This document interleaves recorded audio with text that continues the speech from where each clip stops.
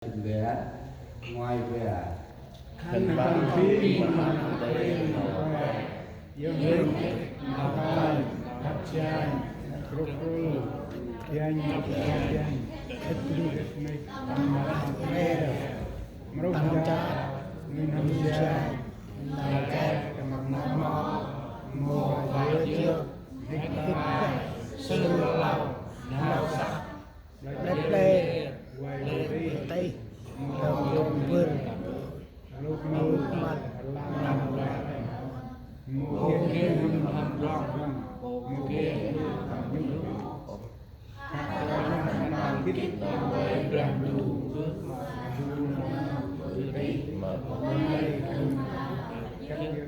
một con làm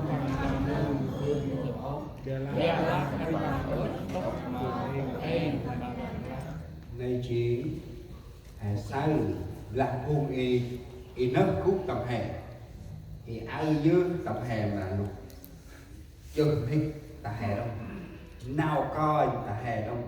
hạt cha gì tập hè đâu click tập hè đâu click là bằng nuôi hầm click thì click rồi chỉ khét ghen tập hè đông ít khách đi tập hè đông tầm nát tầm dê tập hè đông ông cho tập hè đông nuôi cha tập hè đông ngơi tầm két tầm hè đông tầm mót tầm hè đông một lai dưa tầm hè đông nào hít tầm hè đông sườn lão tầm hè đông nào sắc lệch clear một con vườn miên bước tầm hè đi là nuôi nằm hè một bát mà toàn ra nếu chúng ta không mở lòng mình cho Chúa thì tất cả điều này sẽ ở trong người đó. Vì ra hèn ti về đó chúng ta về sáng hôm nay chúng ta học với nhau,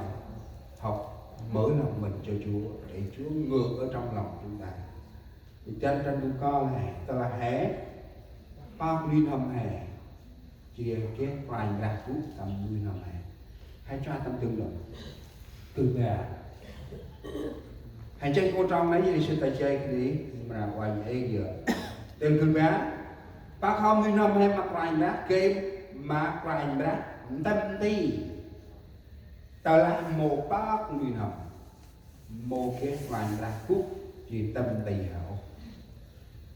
một anh thằng bạn đó ta là tôi ít mà tôi hay nam đi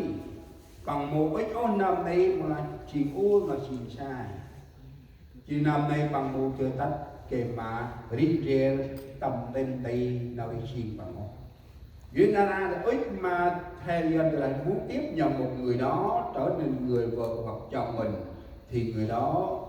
đến với mình thì ở cùng với chúng ta thì người đó có thể cùng nhau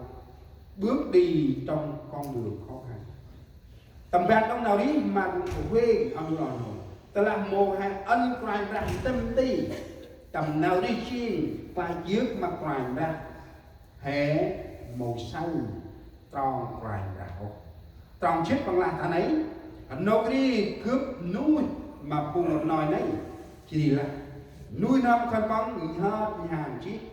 một mập kít tròn cực bộ này xin nào đi con lại Israel đố con bằng lý tầm đi chậm ra con chết năm quài ra nuôi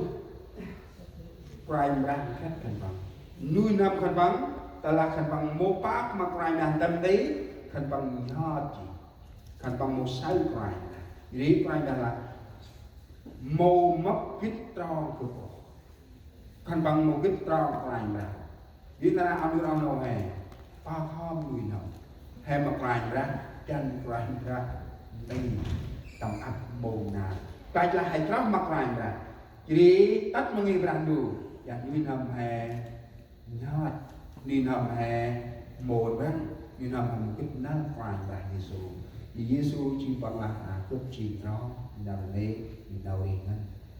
Chúa Giêsu nói rằng ta là đường đi lễ thật và sự sống vì lý hai sáng ta là hè một ăn quài ra đi hè một cái ô tròn hè là hanh tầm nào phải kiếm mà phải ra hay sao tâm tương đồng ta là hạt ấm phải ra tâm đi chỉ mong hay mà là sao nợ ăn cài bá ai chiên núi thâm phùng kia cài bá cút tấm núi thâm phải không mong đi sao cái đấy ai chiên núi thâm phùng kia cài bá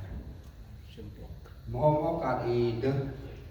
chả là chi cái nào đây nữa vì số đập lần rồi ra hình hoa suy đập lần mình mắt nuôi hồng này sao là vậy mộ kiền nào ngâm mộ kiền nào ngô là ông nuôi hay một là ông đâu hay cùng cường can hay kia lúc ấy thì tầm bao tôi copy kèm mà hè lợn đi tầm áp bộ thì qua lời thì tôi kia lúc bằng tầm USB thì chân chân chúng con này ai chim nuôi thâm phun hè kia hoài ta tao khai ơi cho tôi đâu nữa ơi kia đời áo là kia đời đời ơi kia đấy ơi kia đời ăn quá lớn hay sao một mặt gật là hắn ta nhìn ra một cái nào hắn ta nhìn ra mát nữa thì sao phun cho tao nặng mình còn đôi một cái nào mặt chỉ óc chỉ nó có một cái nào là bèn bồi mình phun chỉ mình chết quá tôi có một bài làm chứng của bà kia bà thì không có tin Chúa nhưng khi mà đến nhà thờ bà không muốn về tại vì thấy tín đồ rất là thân thiện tiếp đón nói chuyện một cách cởi mở dần là cái chỉ tất cả nhiều ra vui đấy mỗi ô xịt dù là sao phun cho không bằng ra rồi quá ngân là thức ở bên coi pri làm bằng chu lan tay cái gì quá nào đi riêng phun cho là hãy chót mặt ngoài ra cho nó nấu anh này kia là quá cút tầm hay mà hay nào quá mà hay nào nào đi chiên hè là một chỗ và lập lương thay là cái năm này năm nào đấy của răng chứ năm bù quá mày mêถ้ามันในนาบาปจุดน้ำบอกว่าไม่ได้ไม่เบื่อเกินมองตาเปลือยเปล่าจุดน้ำเท่าเปล่าจุดน้ำlà phóจุดน้ำlà tôi hàng năm còn ông bật lập đâu là quá hay cho đi tôi hàng năm lại không ép ông phải trẻ đi thôi mô khai đấy đi lên anh ấy kêu ngoài ra ba mà ôi ba mà qua ba mà ọc ba mà hiền và mà mình mà chen mình đừng mà còn khi chúng ta còn sống chúng ta có Chúa thì chúng ta mới bày tỏ cái tình cảm cho người khác. Nếu chúng ta còn có một số con giống như hồi nãy đó, dù chúng ta cố gắng bày tỏ tình cảm cho người khác hoặc là đời sống mình với người khác, nhưng một ngày họ sẽ chán đi. Khá là hè là số hình bao nào quen, số hình bao nào a, số hình bao là tận ngắt, số hình bao là tầm cột, hãy cười chứ. Mà bứ mà giờ là kia, giờ y là bằng quay lên người qua mà được cũng tầm này, thì cả màn này là cũng tầm này, hãy cười thì, hãy cười thực, hãy cười như này, nào ảnh hồn của nhà, đó là như vậy. Cô nói là tôi có chắc quạt ra nè, mà năm chọc mặt mà già. Hãy sáng nào này thì kia chim phùng, ý ai nó bằng một cô ngài béo, cái gì sáng lúc à, bằng một cô ngài béo chỉ, bằng phúc, đếch, nung phù bằng hành chung hèn đếch nung phù giao mưa. Họ rình mò xung quanh anh em là đây, họ sẽ rình mò xung quanh anh em. Ma quỷ không bao giờ đi xa. Cha mà bộ đầu bà, cha ta ca, giang ta múc, vì lúc ở quê quá, vì lúc bằng cô tầm ba là phát, là ơi mà chắc cô rút này tầm ba là phát này sao đó. Cha còn một ngày ố còn là ca, một ngày, lý ai chỉ của cha là thích một ngày ố của mình này. Chết nhân tây tế u là sai tầm chết này nói là hai tầm ao u làm sai sai chu không mà đó biết đó là tôi nói mang ôi ta đồng một làm cái rồi là ôn là tôi này mà bữa cái này tại nhà đi on đi chào tầm bằng chốc lát chốc en chung cơm là tôi hay chốc lát cái trâu được này đồng lá thì hay cái trâu được nè mua đi xe đấy thì ta đi hay là kê mà ra là nào cái dân của mổ thì dự tôi hay là trâu được này làm mặt lao tầm bằng lại sai này là kia nào nuôi là ai là cười tập lâu và đi và đâu là cười nuôi để cười hành leo chắc là qua sạp hơi sạp bùn thì cứ bị đi rồi đâu mình là chia cái nào là trà nào gọt để một kia nào chứ ông nó hè đặc biệt một ngày này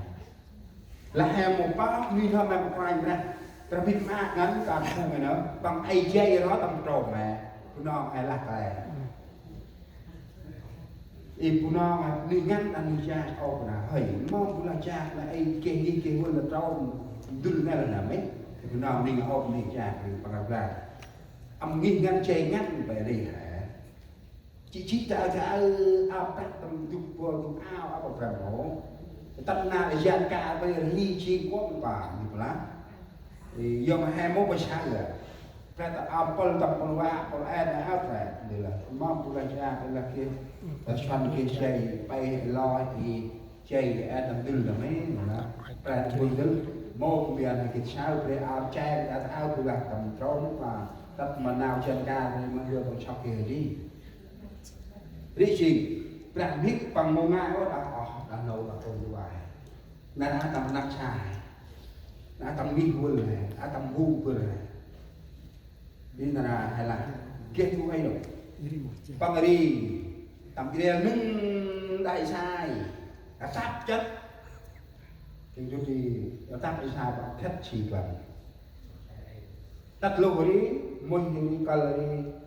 chỉ con đại sai cái này đóng do đại sai với ta chạy chọc giang có ở đây gỡ ăn ta công kia cái đó kia ăn hói ma bị sai với ôm đấy khát rồi buông ai chừng buông ai khát này hiện ở đâu chọc tay đào này kép có khát ma bị sai thì ham ôm đời ôm bị sai đấy chỉ ô chân mơ vừa mà trước em đặt tại sai chỉ đi ở đâu bằng là bự về khát ôm bị sai giờ là nào đi chi giờ mà sai hay chắc mà gứtกูแกcoi kia qua cái ốc cái nó một quả cái tư cái bò là ít nào đi xin của nó phải là bao mổ tôi biết mô tâm coi mô tâm tim mắt ra tòa là xong rồi không có gì ngày xưa là luật mình đó rất là căng không ai dám bỏ vợ bỏ chồng đó là con hành trình du đó là trai clip giờ con chịu vui nè cho cụ cha cha phim cho con cụ cha thì cha phim ta lai đi hẹp cụ cha lẽ cụ cha đó cho con chịu đó con chịu không gứt nga không gứt râu con cụ sốc lẽ cụ cha hay sốc vì mà cha phim nói là bà cũng mất tại